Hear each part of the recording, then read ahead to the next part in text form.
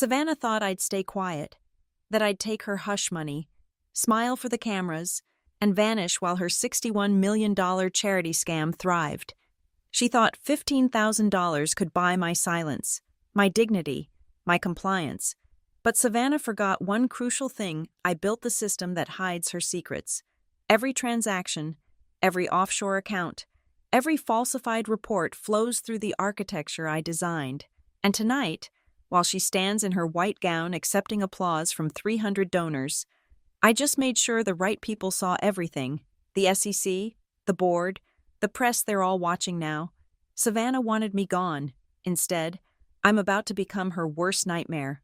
My name is Madison Hale, and until 3 weeks ago, I was the senior financial analyst who kept Ridgewell Systems' cash flow running like clockwork. 34 years old, MIT graduate, the one they called when nine-figure deals needed restructuring or when offshore acquisitions got messy. I wasn't just good at my job, I was the architect behind every major financial optimization this company had seen in the past 5 years. The morning everything changed started like any other. I was reviewing quarterly projections when I noticed a pattern in the Whitmore Hope Foundation transactions that made my stomach turn. Small inconsistencies at first, the kind most auditors would miss, but I'd built these systems. I knew their rhythms like my own heartbeat. Whitmore Hope Foundation, Savannah's pride and joy. The CEO's wife had turned it into her personal empire, a $61 million monument to her supposed philanthropy. Every gala, every press release, every tearful speech about helping underprivileged children, all of it orchestrated by Savannah Whitmore, the untouchable queen of Silverford's charity circuit. But the numbers told a different story. Purchase orders inflated by 300%. Vendor payments to companies that existed only on paper. Wire transfers that bounced through 4 different accounts before disappearing into offshore havens. This wasn't mismanagement. This was systematic fraud. I spent 72 hours documenting everything, cross-referencing every transaction, building an airtight case. When I walked into that boardroom at 9:30 on a Tuesday morning, I had 43 pages of evidence that should have ended Savannah's charade instantly. The board members shifted uncomfortably as I presented. James Whitmore, our CEO, kept his face neutral, but I saw his jaw tighten when I showed the Brighton Consulting invoices, $8.7 million paid to a company registered to Savannah's cousin. These are serious allegations. Madison, James said, his voice carrying that practiced calm that made him so effective in hostile takeovers. We'll need to review. The door opened. Savannah walked in wearing a cream-colored suit that probably cost more than most people's monthly salary. She moved with the confidence of someone who'd never been told no, never been questioned, never been caught. I heard we were discussing my foundation, she said, settling into the chair beside her husband. Her smile was arctic. How thoughtful of you, Madison, to take such interest in our charitable work. She reached into her purse Hermes, naturally, and pulled out a check. $15,000, already signed, my name written in her perfect cursive. Consider this a bonus, she said, sliding it across the table. For all your hard work, though I think you'll find your talents better suited to other projects, less complicated ones. The threat wasn't subtle. Take the money, shut up, move on. The board members looked anywhere but at me. Even James studied his phone like it held the secrets of the universe. I don't want your money, I said, leaving the check on the table. Savannah's smile widened. Everyone wants money, Madison. The smart ones just know when to take it. The next morning, my keycard wouldn't open the executive floor. An email from HR waited in my inbox. Following yesterday's performance review, we've determined your approach lacks the collaborative spirit essential to Ridgewell's culture. Effective immediately, you've been reassigned to data entry pending further evaluation. Data entry, after 5 years of managing $100 million portfolios, they wanted me counting pennies in the basement. The message was clear: submit or suffocate. But Savannah had made a critical error. She'd assumed I was like everyone else she'd crushed, desperate enough to need the job, scared enough to stay quiet, small enough to disappear. She didn't know that I'd spent my entire career learning one essential truth: the only thing more dangerous than someone with nothing to lose is someone with everything to prove. That night, I sat in my home office, laptop open, accessing the Ridgewell systems through the back door I'd created years ago for emergency maintenance. Technically illegal, perhaps, but Savannah had just declared war on the wrong person. Every transaction, every email, every deleted file, I began downloading it all. $61 million in charity fraud was just the beginning.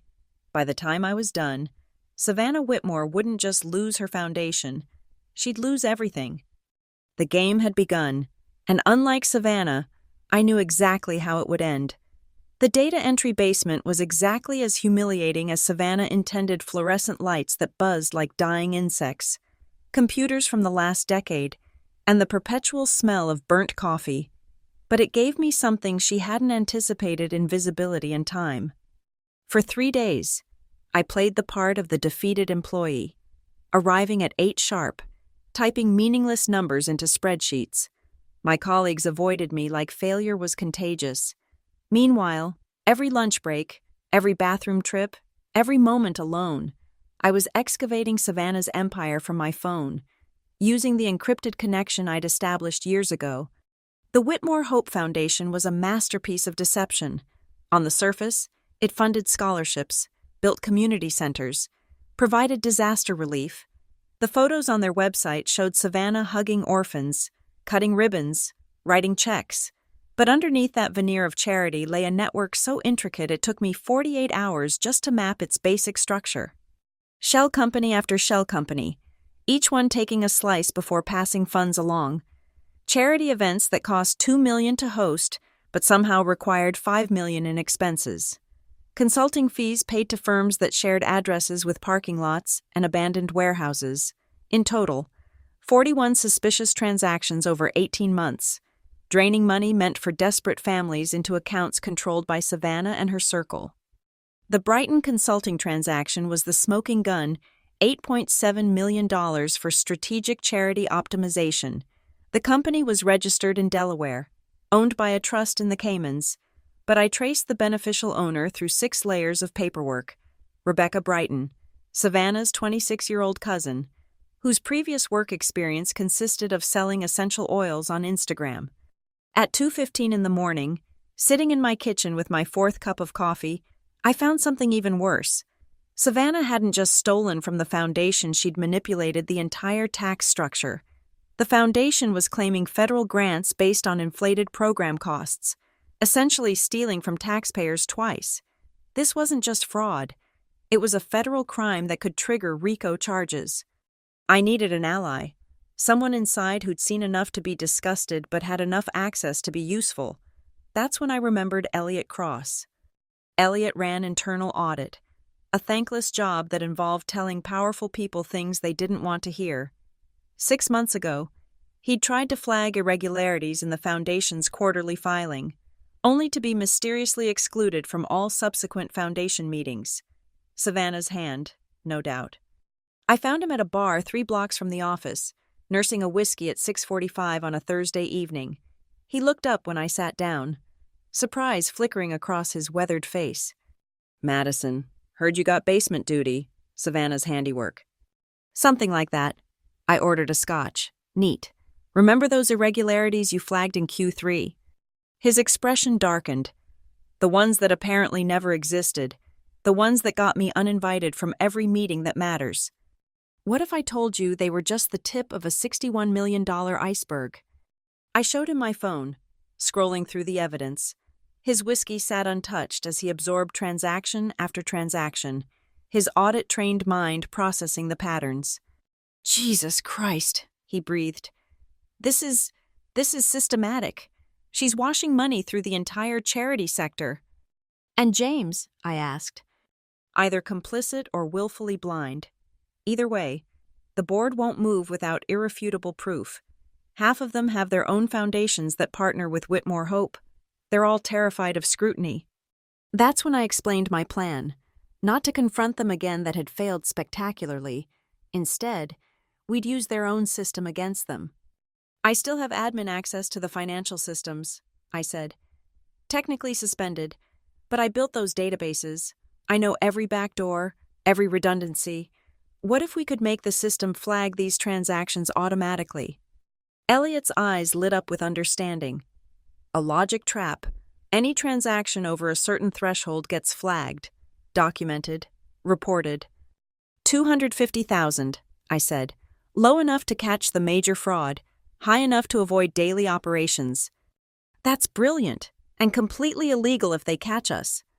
They won't, because tomorrow, I'm going to sign Savannah's NDA, take a severance package, and officially resign. As far as anyone knows, I'll be out of the picture. While secretly, every crime she commits will be automatically documented, time-stamped, and backed up to servers she doesn't even know exist. Elliot raised his glass. To justice. To revenge, I corrected, clinking my glass against his. That night, I worked until 4 a.m, coding the most elegant trap of my career. By Monday, Savannah would think she'd won, that I'd been neutralized like so many before me. She'd continue her fraud, confident in her invincibility. She had no idea she was about to hand me everything I needed to destroy her. Monday morning arrived with rehearsed precision. I walked into HR at 9 sharp, wearing my most conservative suit, the picture of corporate defeat. The NDA was waiting 12 pages of legal threats disguised as standard procedure. The severance was generous. 6 months' salary with full benefits, enough to keep most people grateful and quiet. We're sorry it didn't work out, the HR director said, not meeting my eyes. But I'm sure you understand. Cultural fit is so important. I signed every page with theatrical reluctance, even managed to make my hands shake slightly. I just want to move on, I said, injecting just enough bitterness to be believable. Savannah was watching from James's office when I carried my box of belongings through the lobby. She stood by the window, champagne flute in hand, even though it wasn't even noon. That satisfied smile playing on her lips. Our eyes met for a moment. She raised her glass in mock salute. I looked away, let my shoulders slump, played the broken woman she needed me to be. What she didn't know was that 3 hours earlier, at 6 a.m, Elliot had installed my logic trap in the system during routine maintenance. Every transaction over $250,000 would now create an invisible duplicate record, stored on a partition that didn't officially exist, accessible only through credentials I'd created 5 years ago when I built the architecture. For 2 weeks, I maintained the illusion, updated my LinkedIn to seeking new opportunities, attended a few networking events where I knew word would get back to Savannah, even interviewed at competing firms, making sure to seem desperate enough to take any offer. The predator needed to believe her prey had been neutralized. Meanwhile, the trap was working beautifully. Transaction after transaction flowed into my hidden database. A $300,000 payment to Paradise Consulting, another shell company registered to a P.O. box in Wyoming. $450,000 for community outreach materials that materialized as luxury handbags and jewelry charges on company cards. $700,000 for a fundraising gala that somehow required a private jet to Miami the same weekend. Elliot fed me additional intelligence from inside. Savannah was getting bolder, planning something massive. A $10 million emergency relief fund for a hurricane that had caused minimal damage. The money already earmarked for distribution through 6 different shells. She's modified the charter documents, Elliot told me during one of our coffee shop meetings, retroactively changed the foundation's bylaws to give herself more control. That's document fraud, a federal offense. Can you get copies? Already done, both versions, with metadata showing the changes were made after board approval. The evidence was overwhelming, but I needed more than data. I needed Savannah to incriminate herself, to be caught so red-handed that no amount of influence could save her. That's when I remembered Marcus Webb, a forensic accountant who'd been forced out of Ridgewell 2 years ago after questioning some of James's merger valuations. He'd started his own consulting firm, specifically helping whistleblowers build cases against corporate fraud. More importantly, he hated the Whitmores with the kind of cold fury that comes from professional destruction. I met him at his office at 7:30 in the evening, After his staff had gone home, the walls were covered with framed investigative awards, reminders of the reputation he'd built before Ridgewell. "Madison Hale," he said, leaning back in his chair. "I heard Savannah finally got you too." "She tried, but I brought her a gift." I laid out everything: the shell companies, the tax fraud, the modified documents. His expression shifted from skepticism to interest, to something approaching awe. "This is a RICO case," he said quietly. "Pattern of racketeering activity, wire fraud, tax evasion.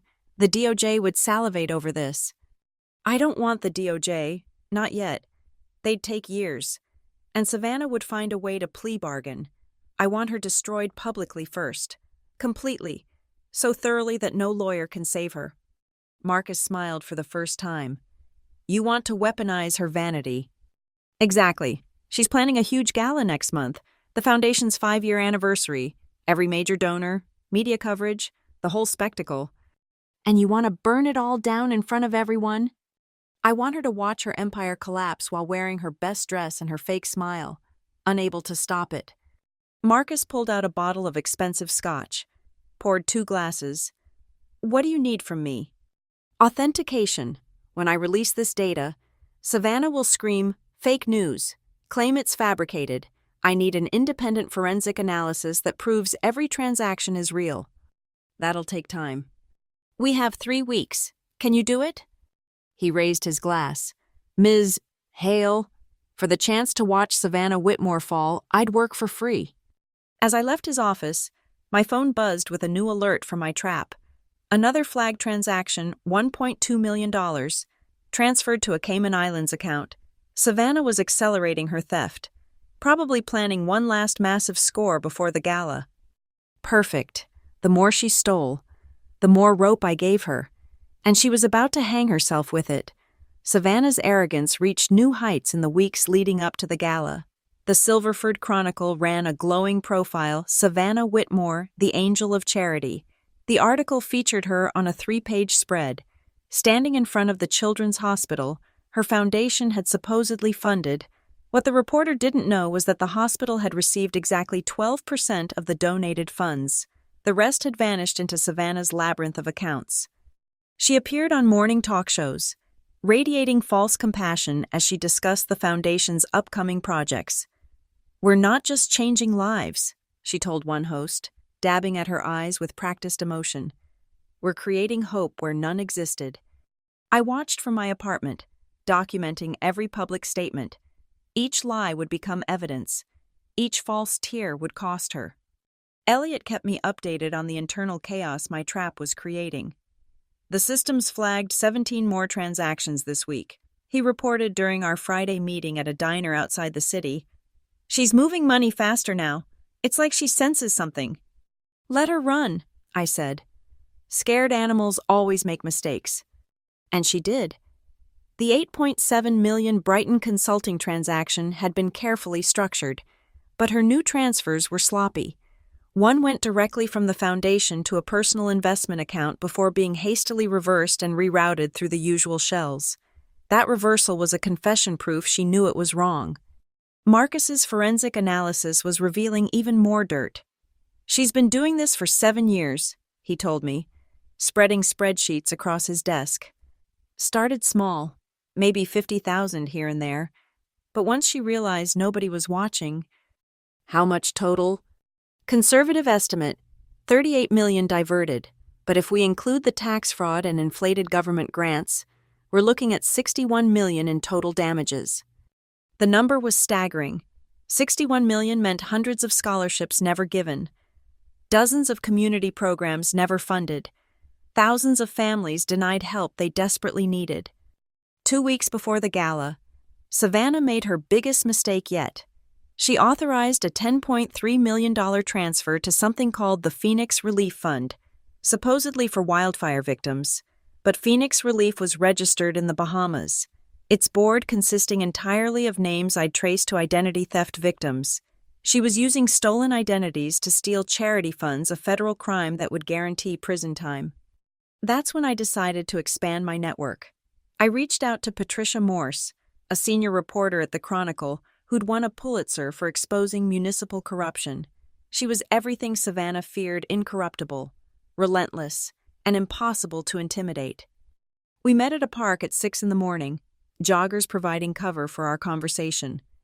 "I know you're working on something big," she said without preamble. "Marcus Webb doesn't authenticate fraud cases unless they're spectacular.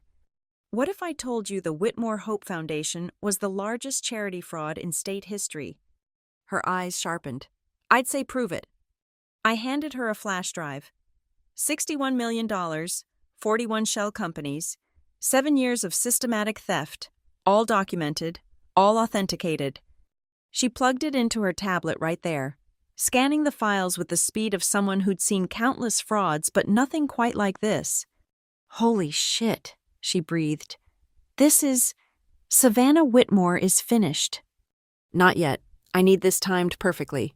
The gala is in 2 weeks. Patricia looked up from the screen. "You want me to sit on the story of the decade for 2 weeks? I want you to publish it at exactly 9:15 on the night of the gala, right when she's giving her keynote about the Foundation's 5 years of service." "That's cold." "That's justice. She destroyed careers, lives, futures. She deserves to have her moment of glory become her epitaph." Patricia considered this. "I'll need an exclusive, full interview after it breaks." "Done. But I need something from you first. Can you verify if any board members are personally benefiting from foundation contracts?" Her smile was predatory. "Give me 3 days." Those 3 days revealed the final piece. 2 board members had family members with consulting contracts. Another had his son's startup funded through foundation grants. They weren't just complicit through inaction, they were actively profiting. When this broke, it wouldn't just take down Savannah. The entire leadership structure would crumble. The Friday before the gala, Savannah hosted a preview reception for major donors. I watched through social media as she played Queen, her white Versace gown making her look like an angel. The irony wasn't lost on me. Lucifer had been an angel too. Elliot texted me at 11 that night. "She's authorized 5 more transfers, 15 million total, just this week. It's like she's emptying the vault." Savannah must have sensed the walls closing in, even if she didn't know where the threat was coming from. Her instincts were telling her to grab what she could before it was too late. But it already was. The trap had logged everything. Marcus had authenticated it all. Patricia had her story ready. And I had one final surprise that would ensure Savannah couldn't claim ignorance or shift blame. The gala was tomorrow. Savannah thought she was about to cement her legacy. Instead, she was about to watch it burn. The morning of the gala, I made my first offensive move. At 7:30, while Savannah was probably getting her hair done for tonight's performance, I anonymously submitted a 200-page report to the Securities and Exchange Commission. But I was strategic about what I included enough to trigger an investigation. But withholding the most damning evidence, I needed the SEC involved, but not yet fully engaged. Their preliminary investigation letter would arrive at Ridgewell on Monday morning, after the gala, after the news broke, when Savannah would already be destroyed. The partial submission was calculated. If I gave them everything now, they'd freeze the Foundation's assets immediately, cancel the gala, and handle everything quietly through legal channels. Savannah would hire the best lawyers, negotiate a plea deal, maybe serve 18 months in minimum security. That wasn't justice, that was the privilege of wealth-softening consequences. No, I wanted her to fall from the highest peak, in front of everyone who'd enabled her.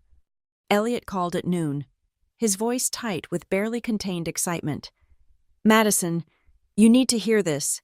James just had a conference call with the legal team. Someone tipped them that irregularities had been reported to the SEC. And Savannah convinced him it was a competitor trying to sabotage tonight's fundraising. She actually said, and I quote, 'Jealous people always try to tear down those who do good.' James bought it completely. Perfect. Their arrogance would be their downfall. At 3 p.m, I executed Phase 2. I created a secure Dropbox with 40 gigabytes of evidence and sent anonymous links to 3 independent board members, the ones who'd joined recently, who hadn't yet been corrupted by the Whitmore influence. The message was simple. You'll want to review this before tonight's gala. Your fiduciary duty depends on it. Margaret Stern was the first to open it.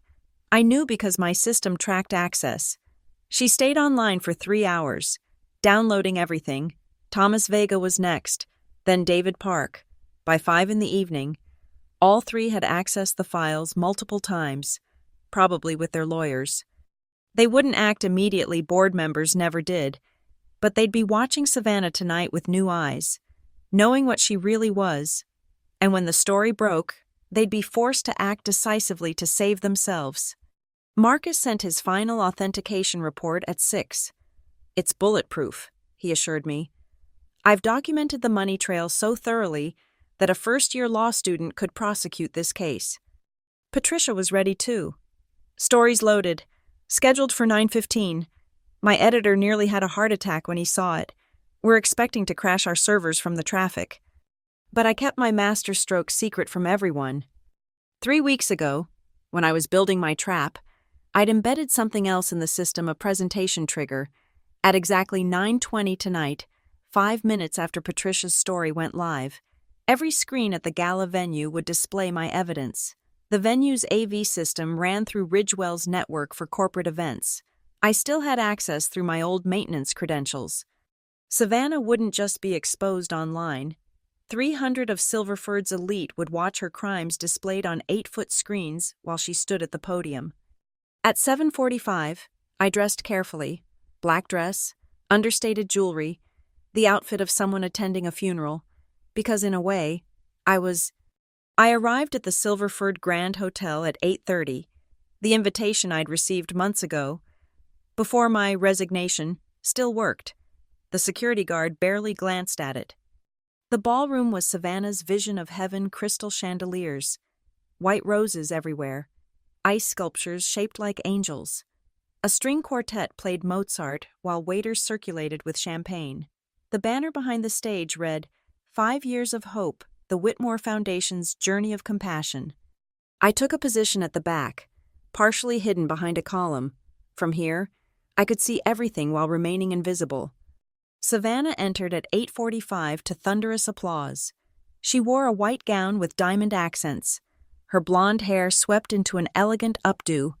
James walked beside her, his tuxedo impeccable, his smile proud. They looked like royalty greeting their subjects. She worked the room with practiced charm, air-kissing donors, hugging board members, laughing at their jokes. Margaret Stern looked ill when Savannah embraced her. Thomas Vega excused himself immediately after their handshake. They knew. They'd seen the evidence, but they stood there, complicit in their silence, waiting. At 9:10, Savannah took the stage. The room quieted. 300 faces turned toward her like flowers to poisoned sun. 5 years ago, she began, her voice carrying perfectly through the sound system, I made a promise that no child in Silverford would go hungry, no family would face hardship alone, no dream would die for lack of opportunity. My phone vibrated. Patricia. Going live in 30 seconds. Together, Savannah continued, we've raised $61 million. The number burned in my chest. She was actually bragging about the exact amount she'd stolen. Together, we've changed thousands of lives. My phone lit up with notifications. The story was live. Chronicle website. Reuters picking it up. CNN breaking news. But the room remained oblivious, focused on Savannah's performance. And tonight, she said, raising her champagne glass, I promise you. The screens behind her flickered. The screens flickered but didn't change, not yet. My trigger was set for 9:20, and I wanted Savannah to dig her grave just a little deeper. She noticed the flicker, a brief frown crossing her perfect features, but recovered instantly. I promise you that the best is yet to come, she continued, her voice swelling with false emotion. Next year, we're launching Project Phoenix, a revolutionary initiative that will transform how charity works in America. Project Phoenix, the $10.3 million she'd stolen last week. She was actually announcing her next theft to the room. More phones began buzzing. A few people in the back were checking their screens, eyes widening. The Chronicle's story was spreading like wildfire. Someone whispered urgently to their companion. Another stepped out to take a call. But Savannah was lost in her own performance, tears now glistening in her eyes as she spoke about visiting sick children, about the letters from grateful families, about the weight of responsibility she carried. "Some people have asked me," she said, pausing for effect, "how I manage such a large foundation while maintaining complete transparency and integrity." That's when James's phone rang. He fumbled to silence it, but it rang again immediately. His lawyer had to be.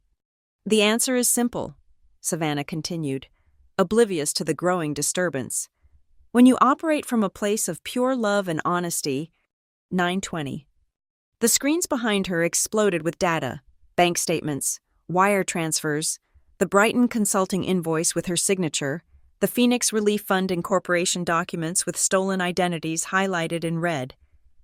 41 shell companies mapped in a devastating flowchart that led back to one name, Savannah Whitmore. The room froze. 300 people stared at the screens in absolute silence. Savannah turned, saw the display, and her champagne glass slipped from her hand, shattering on the stage. The sound echoed through the ballroom like a gunshot. "What is this?" she whispered, but the microphone caught it, amplified her confusion to everyone. The screens changed, now showing her personal bank statements, the Hermes purchases, the NetJets account, the $16 million property portfolio bought with charity funds. "Turn it off!" she screamed at the AV technician. "Turn it off!" But I'd locked the system. For the next 10 minutes, nothing could stop the presentation. Margaret Stern stood up. "I motion for an emergency board meeting, immediately." "Seconded," Thomas Vega called out. The room erupted, donors shouting. Reporters who'd been covering the social event suddenly had the story of the year. Phones appeared everywhere, recording Savannah's meltdown. "This is fake," Savannah screamed into the microphone. "Someone's trying to destroy me because they're jealous of our success." The screens changed again, now showing the email where she explicitly instructed Rebecca Brighton to invoice for services never rendered. Her own words. "Make it look legitimate. No one ever checks." James stood up, his face ashen. He walked to Savannah, tried to take the microphone, but she yanked it away. "James, tell them it's not true." But James was looking at the screens showing his own signature on approval documents he'd clearly never read. His negligence was almost as damning as her fraud. A woman in the third row stood up, Nancy Morrison, whose daughter had supposedly received a scholarship from the foundation. "My daughter never got that scholarship," she said, her voice cutting through the chaos. "You told us the funds were redirected to more needy families, but there were no other families. Were there?" Others began standing, sharing their stories. The contractor who was never paid for the community center that was never built. The teacher whose school was promised computers that never arrived. The flood victims who received nothing while Savannah posed for photos at their destroyed homes. Savannah backed away from the podium, but there was nowhere to go. The screens now showed the SEC complaint number, Patricia's Chronicle article, the FBI tip line. "Security," she screamed. "Get me out of here." But even security was watching the screens, seeing crime after crime displayed in undeniable detail. That's when Elliot stepped forward. He'd been waiting in the wings, and now he walked onto the stage carrying a box of printed documents. "Board members," he announced, his audit director voice carrying authority. "These are copies of the authenticated forensic analysis. As of this moment, I'm placing the Whitmore Hope Foundation under emergency financial hold, pending criminal investigation." Savannah lunged at him, trying to grab the documents, but her heel caught in her gown. She fell, designer dress tearing, sprawling on the stage as cameras captured every second. "You did this?" She pointed at random faces in the crowd. "You're all jealous. You all wanted to destroy something beautiful." The screens changed one final time. A single document, the resignation letter I'd signed under duress, with Savannah's handwritten note in the margin. "Make sure she understands the consequences of talking." The threat that started it all. Her confession that she'd always known I was right. The room emptied rapidly. Donors fleeing association with the scandal. Board members huddled with lawyers. Reporters pushed forward, shouting questions at Savannah, who was now sitting on the stage. Her perfect world shattered around her. James finally spoke, his voice hollow. "Savannah, what have you done?" She looked up at him, mascara streaming down her face. "I did it for us, for our status. You wanted me to be the perfect charity wife." But James was already walking away, his phone to his ear, probably calling the best divorce lawyer in the state. The screens finally went dark. My program had run its course. 10 minutes that destroyed 7 years of lies. I stood up from my position behind the column, walked toward the exit. As I passed the stage, Savannah saw me. Our eyes met. Recognition dawned in hers, the understanding that I hadn't been broken, hadn't disappeared, had orchestrated every second of her downfall. "Madison," she whispered. I smiled, the first genuine smile I'd had in months, and kept walking. The Silverford Grand Hotel's lobby was chaos. Reporters had abandoned any pretense of gala coverage and were now in full investigative mode, cornering anyone who might provide a quote. I slipped through the crowd, just another forgotten face in the pandemonium. Outside, blue lights were already flashing. Not police, not yet, but private security and emergency board vehicles. The real law enforcement would come tomorrow, after the SEC filing hit their desks, after the FBI processed the evidence that was simultaneously being delivered to their financial crimes unit. I sat in my car for a moment, watching through the hotel's glass facade as Savannah was escorted out through a side entrance by security. Her white gown was torn, her hair destroyed, her face a mask of rage and disbelief. She was screaming something at the guards, probably demands to find me, to stop me, to undo what couldn't be undone. My phone hadn't stopped buzzing. "Patricia Morse. This is bigger than Watergate. Can we meet tonight?" Marcus Webb. "The FBI just called. They want everything." Elliot. "Board voted unanimously. Foundation frozen. Criminal investigation launched. And Madison. They want you to lead the forensic recovery team." But the message that mattered most came from an unknown number. "You destroyed my life. I'll destroy yours." Even now, even with her empire in ashes, Savannah thought she had power. She didn't understand that her weapons money, influence, connections were all tainted now. Every person she'd call would distance themselves.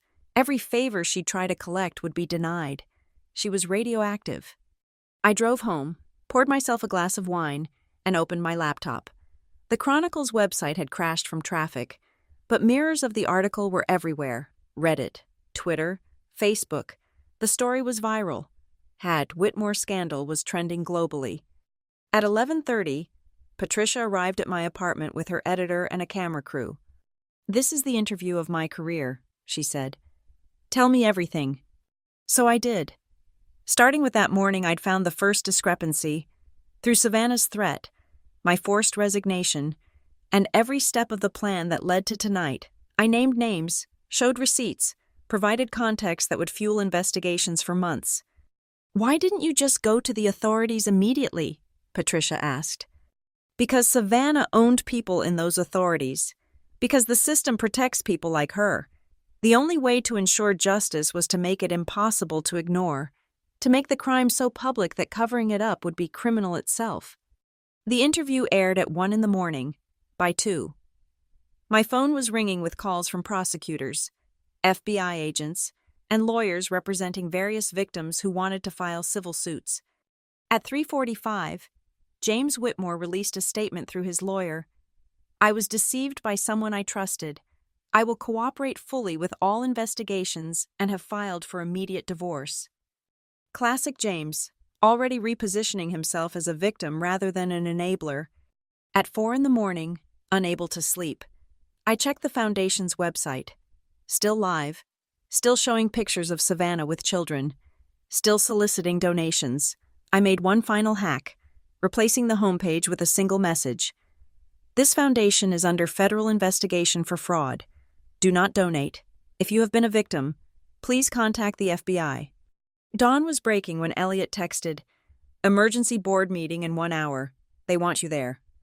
I arrived at Ridgewell Systems at 6:30 to find the parking lot full despite it being Sunday morning. Board members, lawyers, investigators, and what looked like half the accounting department had been called in. The boardroom was different now. No more portrait of Savannah cutting ribbons. No more foundation promotional materials. Just grim faces and stacks of evidence. Margaret Stern called the meeting to order. "Ms. Hale, the board owes you an apology. We failed in our fiduciary duty, and you suffered for trying to protect this company." I stayed silent. Apologies were worthless now. "We're offering you the position of Chief Compliance Officer, reporting directly to the board, with full autonomy to investigate any department or transaction, including retroactive investigation of everyone who benefited from foundation contracts." The room tensed. Several board members shifted uncomfortably. "Everyone," Margaret confirmed, staring down the others. "Then I accept. My first action will be a full audit of the last 7 years. Anyone who profited from Savannah's crimes will be reported to authorities." Thomas Vega cleared his throat. "That seems aggressive." "So was destroying my career for telling the truth?" The vote was unanimous. If reluctant, they had no choice. With federal investigators coming, they needed someone clean to lead the investigation. I was the only person in the room who'd never taken Savannah's money. As the meeting ended, James approached me. He looked like he'd aged 10 years overnight. "Madison, Save it for your lawyer. James, you're going to need a good one." He flinched but nodded, walking away with the posture of a man who knew his reign was over. By noon, the first arrests began. Rebecca Brighton, picked up at the airport trying to flee to Costa Rica. 2 shell company operators in New Jersey, a banker who'd facilitated the offshore transfers. Savannah would be last. They'd want her to sweat, to know it was coming, to feel the walls closing in just like she'd made others feel. The hunter had become the hunted, and unlike her victims, she had nowhere to run. Monday morning arrived with explosive precision. Every major news outlet led with the Whitmore scandal.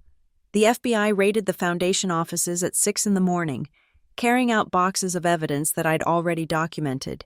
The SEC froze all foundation assets and began tracking the money trail through 17 countries. But Savannah remained free, holed up in her Belmont mansion, surrounded by lawyers who were charging $1,500 an hour to tell her what she didn't want to hear. She was finished. The end came at 2:30 on Tuesday afternoon. I was in my new office, reviewing 7 years of fraudulent transactions, when Elliot knocked. "They're here for her." We walked to the window. Below, a convoy of federal vehicles surrounded the Ridgewell building. Savannah had come to retrieve personal items from James's office, believing her lawyer's presence made her untouchable. She was wrong. The FBI agents waited until she exited the building, professional, courteous, devastating.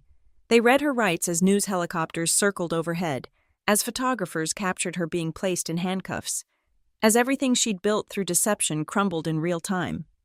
She saw me watching from the window. For a moment, our eyes locked. No more designer clothes, no more perfect makeup, no more charity queen facade, just a criminal in handcuffs, facing 61 counts of wire fraud, money laundering, tax evasion, and racketeering. The trial would take months, but the verdict was inevitable. Marcus's authentication was flawless.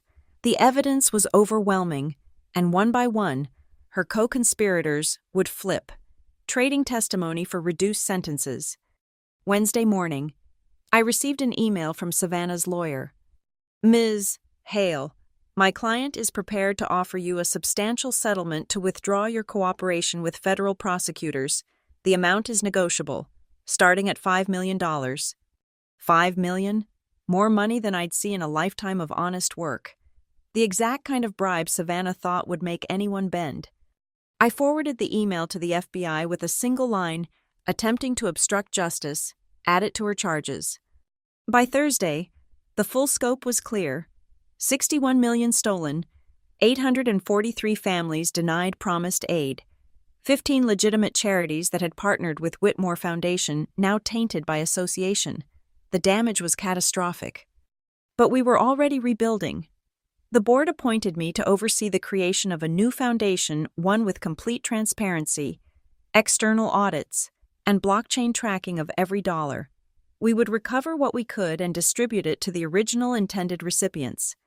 Friday afternoon, sitting in my office with boxes of evidence finally organized, my phone rang. An unknown number. Madison. The voice was broken, hollow. Savannah, calling from federal detention. How did you get this number? Please, I need you to understand. I understand perfectly. You stole from children. You destroyed careers. You tried to buy my silence with $15,000. That money was for the greater good. I was building something important. You were building a lie. Silence, then quieter. They're saying I'll get 20 years. You'll serve 7 with good behavior. More than enough time to think about every family you robbed, every dream you stole. I'll lose everything. You already have. I hung up. There was nothing more to say. That evening, I sat in the same bar where Elliot and I had planned our trap. He raised his glass of whiskey in a toast. To justice. To consequences, I corrected. Patricia Morse joined us, fresh from winning a Pulitzer nomination for her coverage. You know Savannah's not the only one. There are dozens of charity frauds operating right now. I smiled. Then I guess my work isn't done. Marcus arrived last, carrying a bottle of champagne. The FBI just announced 17 more arrests connected to the case. The entire network is collapsing. We drank to that, to the network's collapse, to justice served, to the simple satisfaction of watching a predator become prey. Later, alone in my apartment, I opened my laptop to find hundreds of emails, whistleblowers from other companies, employees who'd seen fraud but been too scared to speak, people who'd been crushed like I'd almost been. Each message was a reminder Savannah Whitmore wasn't unique. She was just the one who'd made the mistake of threatening the wrong person, someone who knew her system better than she did. Someone with nothing left to lose and everything to prove. I pulled up the next case file, already seeing the patterns, already planning the approach. Savannah thought she'd destroyed me with that $15,000 insult, that pat on the head dismissal. Instead, she'd created something far more dangerous than a mere employee. She'd created a hunter. And I was just getting started. Thank you so much for listening to this story of corporate revenge and justice served. I'd love to know where in the world you're listening from. Drop a comment, and let's connect. If you enjoyed Madison's journey of taking down a charity fraud empire, please subscribe to the channel and share your thoughts below. What would you have done in Madison's position? Your stories and perspectives make this community amazing. Until next time, remember sometimes the best revenge isn't just success, it's justice.